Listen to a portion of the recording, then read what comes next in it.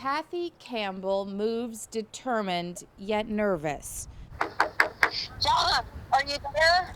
toward her brother's room at Canterbury Rehabilitation and Healthcare Center in Henrico. Somebody's going in there to open up the curtains for me.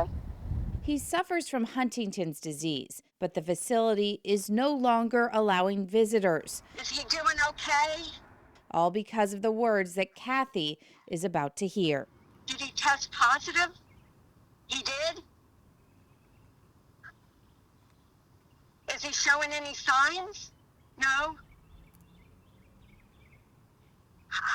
But he is positive. God. Babe, we love you. 61-year-old John Kozak is now one of more than 100 patients at Canterbury who have tested positive for COVID-19. 32 of them have died so far. As the virus has spread, loved ones on the outside say they feel helpless. I'm just praying that at some point it just stops and people will be okay. We know that that's not going to be the case, but that's all I'm praying for. But how did Canterbury get here? Was there anything that could have been done to prevent this outbreak? We know that this is an extremely difficult time for the residents of Canterbury Rehabilitation and Healthcare Center. The head of the Richmond and Henrico Health Departments, Dr. Danny Avula, says testing failures are to blame. The severe lack of testing and the turnaround on testing time at the very beginning of this might have contributed to a scenario where there was a lot of disease spread before we even knew this was COVID-19 in the facility. To that point, a timeline provided to us by Henrico County shows emergency calls to the facility over the past several months. 911 calls there started going up in February, skyrocketing by the final week of the month. But the first case of COVID-19 was not officially confirmed at Canterbury until March 18th. Yet, testing of every single resident and most of the staff at Canterbury was not done until the week of March 30th. County Manager John Vitolkis says the county even offered the facility tests the previous week, but Canterbury declined. Had that been done, I think that perhaps we would have had results sooner and been able to act, have all of the providers act quicker. So there is a lesson learned. Another issue, protective gear. And at Canterbury right now, do all of the staff have PPE, knowing how spreading this, how far this has gone there? They're using N95 masks for more than one day at a time. They're using cloth masks to cover their N95 masks to increase the lifespan of those. It's an extreme challenge because we don't have enough disposable PPE to do that, so we're having to adapt these crisis time solutions. In fact, Avula says because of the PPE shortage, the practice had been to only use that gear with patients showing symptoms. And because of a staff shortage, VDH allowed staff that had no symptoms but may have been exposed to continue working. But now health officials recognize plenty of people can have the virus without feeling sick. Hey, John. Honey, we're not allowed in. I can't come in. Which is the case with more than 35 residents at Canterbury, like John Kozak. We just pray every day that at least he's getting care and will be treated with dignity and respect. The question now is, can this be prevented at other long-term care facilities in the area? One danger is the fact some staff members work at more than one nursing home. Is it safe to say in Henrico and Richmond right now, staff are not going from place to place? They're all staying at one facility? I don't think I can say that 100%. We have also, shared our concerns with the state, and the state is actively thinking, is there an order, a public health order or mandate we need to put in place to keep staff from moving from facility to facility? But staffing needs at these facilities will make that tough, especially now that there are 7 other COVID-19 clusters in this district. So Avula says he's recommended facilities test all residents, even if they have no symptoms, so positive patients can be isolated ASAP I love him more than you'll ever know. to hopefully prevent what happened at Canterbury from happening elsewhere.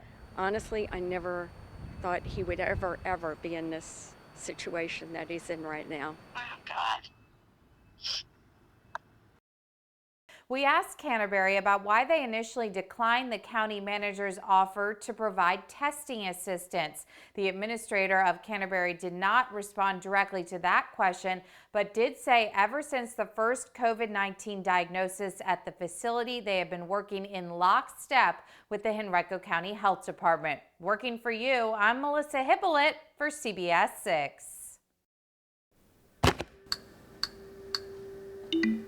We have more breaking news. This related to the coronavirus in Virginia. State health officials say one patient with COVID-19 has died, the first in the Commonwealth.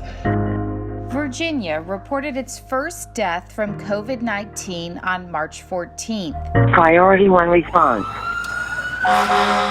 The same day, a resident at the Canterbury Rehabilitation and Healthcare Center in Henrico's West End developed symptoms. So we immediately isolated that patient, and we partnered with the Department of Health to test. That was our first patient tested here in the facility. 4 days later, Dr. Jim Wright, the medical director at Canterbury, says that resident tested positive for the coronavirus. We had been ready for this and had been meeting regularly to prepare ourselves. So rather than shock or panic, we really began to focus on our protocols that we had set in place.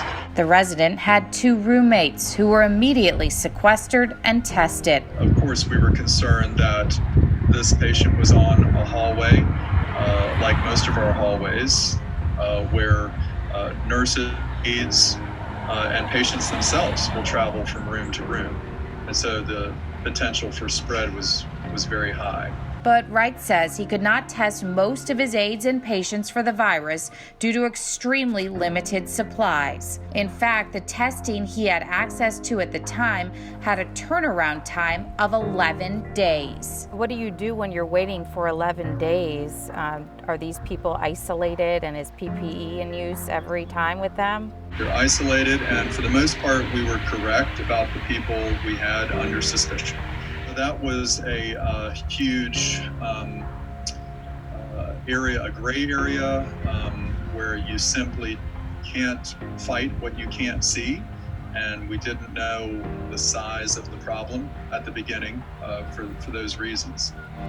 It wasn't until March 23rd, a full 9 days after the first resident started exhibiting symptoms, that Canterbury had access to widespread testing with a quick turnaround time through a private lab certified by the state. 1 day later, the first 2 residents at Canterbury died.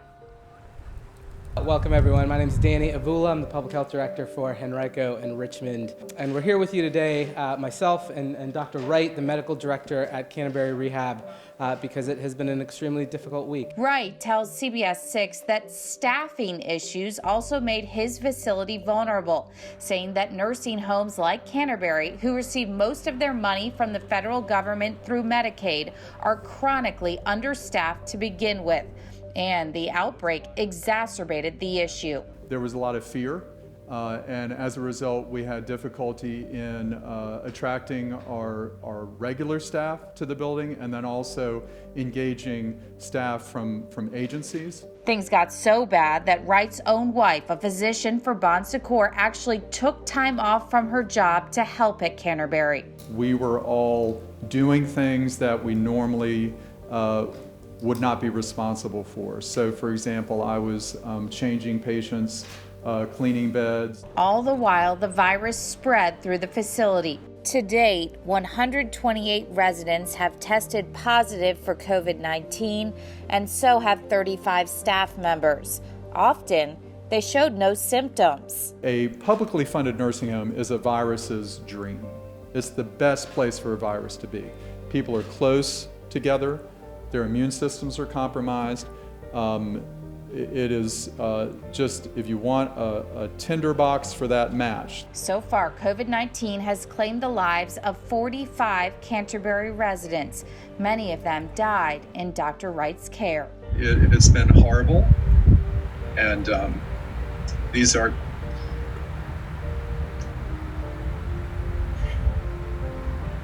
not just patients, these are friends and family members, and we know that they're people's mothers and fathers and spouses, and we die a little bit every time one of our residents dies.